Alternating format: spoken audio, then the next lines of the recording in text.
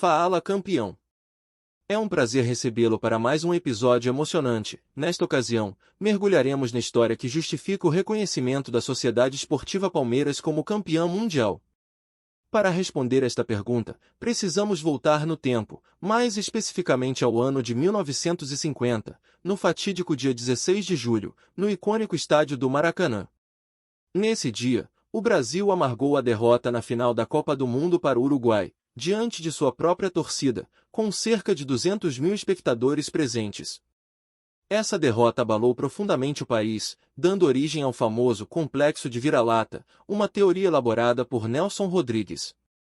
A Confederação Brasileira de Desportos, CBD, precursora da Confederação Brasileira de Futebol, CBF, decidiu tomar medidas para manter a chama da paixão dos torcedores brasileiros pelo futebol acesa, mesmo após a perda do título mundial.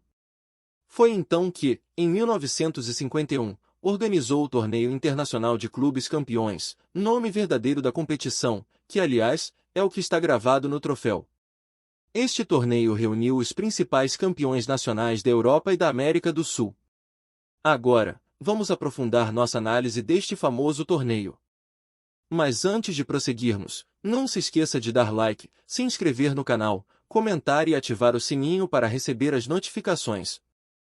Inspirado pelo sucesso da Copa do Mundo de 1950, o Torneio Internacional de Clubes Campeões de 1951 tinha como objetivo reunir os principais vencedores nacionais da Europa e da América do Sul. O presidente da FIFA na época, Jules Rimet, designou oficialmente Ottorino Barassi, da Itália, para fazer parte do comitê organizador do torneio, que ficou também conhecido como Copa Rio de 1951 devido ao patrocínio da Prefeitura do Rio de Janeiro.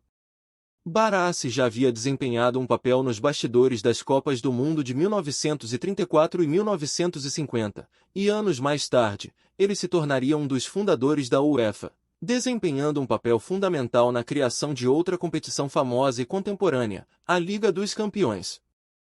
O planejamento original da Copa Rio era contar com 16 clubes campeões, o mesmo número de participantes originalmente planejado para a Copa do Mundo de 50, mas mediante as dificuldades das viagens, reduziu-se para 8 participantes, a serem os campeões dos dois principais estados do Brasil, de Portugal, em função dos laços afetivos com o Brasil, e dos países mais bem colocados na Copa do Mundo de 50, sendo eles Uruguai, Suécia, Espanha, Inglaterra, Itália. Porém os ingleses possuíam tradição de boicotar competições fora do Reino Unido, vindo um time austríaco em seu lugar. Já os espanhóis, por questões de logística de viagem, férias dos atletas ou inscrições em outras competições, vindo um time francês no seu lugar. Por último, a Suécia não foi convidada por causa de fatos ocorridos em viagens anteriores, sendo substituída pela Iugoslávia. A Suíça foi o único país europeu participante na Copa do Mundo de 1950 do qual não se cogitou convidar um representante. E a Argentina não foi convidada, por causa das relações estremecidas entre CBD e AFA à época. Os clubes do México e da Índia solicitaram sua participação no certame, porém esta não foi aceita pela CBD. No caso mexicano, o quadro de participantes já estava completo quando a CBD recebeu o pedido. E no caso indiano, porque a Índia não compareceu à Copa do Mundo de 1950. Naquela época, o Brasil ainda não tinha um campeonato nacional. Por essa razão, foi decidido que os campeões dos estados do Rio de Janeiro e de São Paulo, cujos torneios eram considerados os mais competitivos do país, seriam os representantes brasileiros. Além disso, justificava-se essa escolha pelo fato de que as seleções desses dois estados eram as atuais campeãs e vice-campeãs, respectivamente, do Campeonato Brasileiro de Seleções Estaduais. Portanto, mesmo que algumas federações estaduais, especialmente as de Minas Gerais e do Rio Grande do Sul, tenham tentado pressionar a CBD para estudar a possibilidade de disputar essas vagas de forma diferente, a falta de tempo e as argumentações pouco convincentes não foram suficientes para que se cogitasse qualquer alteração nesse sentido. A Copa Rio ocorreu entre os dias 30 de junho e 22 de julho de 1951, com sedes em São Paulo, no estádio do Pacaembu, e no Rio de Janeiro, no estádio do Maracanã. As agremiações foram dispostas em 2 grupos com 4 equipes. Na sede do Rio de Janeiro as equipes foram Clube de Regatas Vasco da Gama, campeão carioca de 1950, Sporting Clube de Portugal, campeão português de 1950 e 51. Áustria Viena, campeão austríaco de 1949 e 50, e Clube Nacional de Futebol, campeão uruguaio de 1950. Na sede de São Paulo, as equipes foram Sociedade Esportiva Palmeiras, campeão paulista de 1950, e do Torneio Rio-São Paulo de 1951, Juventus Futebol Clube, campeão italiano de 1949 e 50. Estrela Vermelha de Belgrado, campeão da Copa Iugoslávia de 1950 e campeão iugoslavo de 1951, o clube francês Nice, campeão francês de 1950 e 51. Os campeonatos paulista e carioca daquele ano foram paralisados, e assim, tanto palmeirenses quanto vascaínos puderam focar todas as suas atenções no certame continental. Os times enfrentaram-se em turno único dentro de seus respectivos grupos, sendo que os dois mais bem colocados avançaram às semifinais. No grupo do Rio de Janeiro classificaram Vasco em primeiro e Áustria Viena em segundo. No grupo de São Paulo classificaram Juventus em primeiro e Palmeiras em segundo. Nas semifinais, ocorreu o cruzamento entre os grupos, onde o primeiro colocado de um grupo enfrentou o segundo colocado do outro grupo. Assim, em um lado da chave, o Vasco enfrentou o Palmeiras, enquanto do outro lado, o Juventus enfrentou o Áustria Viena. Na primeira semifinal, o Palmeiras enfrentou o Clube de Regatas Vasco da Gama, considerado um verdadeiro esquadrão e favorito ao título, especialmente após sua conquista no Sul-Americano de 1948, cuja história já foi compartilhada neste canal. O Vasco contava com jogadores de renome, incluindo 6 que haviam representado a seleção brasileira vice-campeã na Copa do Mundo de 1950, como Barbosa, Augusto da Costa e Maneca. No primeiro jogo da semifinal, realizado no Maracanã, o Palmeiras venceu por 2-1 em uma partida intensamente disputada, com gols de Richard e Liminha para o Palmeiras e Maneca para o Vasco. Essa vitória concedeu ao Palmeiras a vantagem do empate no segundo jogo. No jogo seguinte, com uma excelente atuação do goleiro Fábio, o Palmeiras segurou um empate sem gols, garantindo assim sua vaga na grande final do torneio. Do outro lado da chave, a poderosa Juventus também se classificou ao superar o Áustria Viena, com um empate e uma vitória. A final seria decidida em 2 jogos realizados no Maracanã. A equipe do Juventus contava com grandes jogadores como os dinamarqueses Karl Priest, Karl Hansen e o italiano Giampiero Boniperti, o maior artilheiro da Juve por mais de 50 anos. Artilheiro do ataque de 100 gols no campeonato italiano, algo incomum para a época. A força da Juventus já foi demonstrada no último confronto entre eles na primeira fase, aonde o Palmeiras perdeu com uma sonora goleada de 4-0. Para os jogos das finais, houve uma enorme mobilização de torcedores que vieram apoiar fervorosamente o time no estádio. As capas dos jornais da época ilustram claramente que o Rio de Janeiro estava tomado pelo Palmeiras, que se tornou não apenas um clube paulista, mas sim uma paixão compartilhada por toda uma nação. Tanto que, no uniforme dos jogadores, além do escudo do time, estava também a bandeira do Brasil. Nas palavras de Galvão Bueno, o Palmeiras é o Brasil. Com o total apoio do público carioca e de inúmeros torcedores vindos de outras cidades, que lotaram o estádio, o clima favorável contagiou os atletas do Palmeiras. Eles resistiram com valentia aos ataques do forte time italiano e levaram a torcida à loucura com o gol marcado por Rodrigues, vencendo a primeira partida da final por 1-0.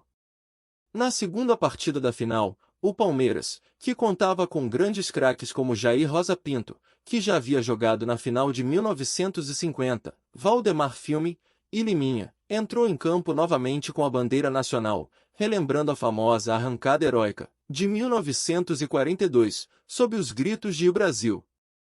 Brasil! O jogo foi repleto de emoções, com a torcida ansiosa a cada gol da Juventus. Quando o atacante Liminha marca o gol de empate aos 32 minutos do segundo tempo, o estádio veio abaixo, e mais ainda, com o apito final do árbitro. Era o adeus ao complexo de vira-lata. O brasileiro provou naquela tarde que podia e sabia ganhar, que podia e sabia ser o melhor, que não se intimidava nem mesmo diante de uma potência internacional. Consagrando o Palmeiras como campeão do mundo. O primeiro campeão mundial de clubes. O artilheiro da competição foi o italiano Gianpiero Boniperti da Juventus com 6 gols. A média de gols foi de 3,8 gols por partida. Com o título internacional, a felicidade tomou conta, não só dos palmeirenses, mas sim de um país todo. A importância desta conquista é demonstrada nos jornais e revistas nacionais e internacionais, aos longos dos dias que se seguem. Várias e várias matérias falando sobre o grande feito palmeirense. Inúmeras homenagens foram feitas para os jogadores. Para se ter uma ideia, na volta de trem para São Paulo, a alegria pairava nos trilhos. A cada estação, a delegação alviverde era festejada pela população local. E na chegada à capital paulista, na região da Estação Roosevelt, aproximadamente 1 milhão de pessoas esperavam os campeões. Exaltada pelos torcedores brasileiros e os jornais da época como o primeiro título intercontinental de um clube do país na história, a Copa Rio continuou sendo reverenciada ao longo das décadas seguintes. As declarações a respeito da conquista do mundo pelo Palmeiras foram várias. Camisa 10 da seleção em 1950, o meia Jair Rosa Pinto, definiu da seguinte maneira o feito. Tive a chance em 51 de ser o que não consegui em 50, campeão do mundo. Gianpiero Boniperti, artilheiro do Mundial de 51, publicou em sua biografia Una Vita a Testa Alta, de 2003, um capítulo especialmente elaborado para contar a história do torneio. Ao encerrar a passagem, o italiano engrandece a equipe alviverde. A vitória do Palmeiras naquele primeiro campeonato mundial de clubes sanava uma terrível ferida, a derrota no Mundial de 50. A FIFA, em seu site, quando da realização do Mundial de 2021, publicou a importância da Copa Rio para a época. Um campeonato mundial havia sido sonhado e discutido por anos por alguns dos maiores percursores do futebol, Jules Rimet, Ottorino Barassi e Stanley Rose entre eles, e finalmente foi marcado para 1951 no Brasil, que recentemente sediou a Copa do Mundo FIFA. A competição de 8 times envolveu algumas das melhores equipes da Europa. A FIFA na época não era responsável pela organização do torneio, era de responsabilidade exclusiva da CBD. Jules Rimet esclarece que por se tratar-se de uma competição entre clubes, não entre seleções, não era necessário a autorização oficial da FIFA, mas que ele pessoalmente aprovava o modelo da competição, e acreditava que a mesma teria grande sucesso. Em uma entrevista ao canal de televisão, o ex-jogador Cafu, que faz parte da comissão que define todos os regulamentos e mudanças no futebol, confirma que a FIFA considera Palmeiras campeão mundial de 51. Palmeiras tem mundial, fui nos arquivos da FIFA e dei uma olhada. Eu tenho acesso a toda a documentação, comenta o ex-jogador. Um fato curioso. Ano e Luiz Piccolo fabricaram uma cachaça e a batizaram de Palmeiras 51, como uma homenagem à vitória no Mundial. Anos mais tarde, a empresa foi adquirida e por questões de marketing, teve o nome alterado seguidas vezes, primeiro Pirassununga 51, depois Cachaça 51 e finalmente, 51 a boa ideia. Mas a conexão com o triunfo do Palmeiras permanece até os dias de hoje. Em entrevista à TV Palmeiras, Gabriel Piccolo Filho, filho de um dos fundadores, confirmou que o nome original da cachaça era uma homenagem ao Palmeiras. Agradecemos por assistir. Nos próximos episódios continuaremos falando dos campeões e fatos interessantes das ligas mais antigas do Brasil ao longo das décadas. Não se esqueçam de deixar seu like, se inscrever no canal, fazer comentários e ativar o sininho para receber as notificações. Até a próxima!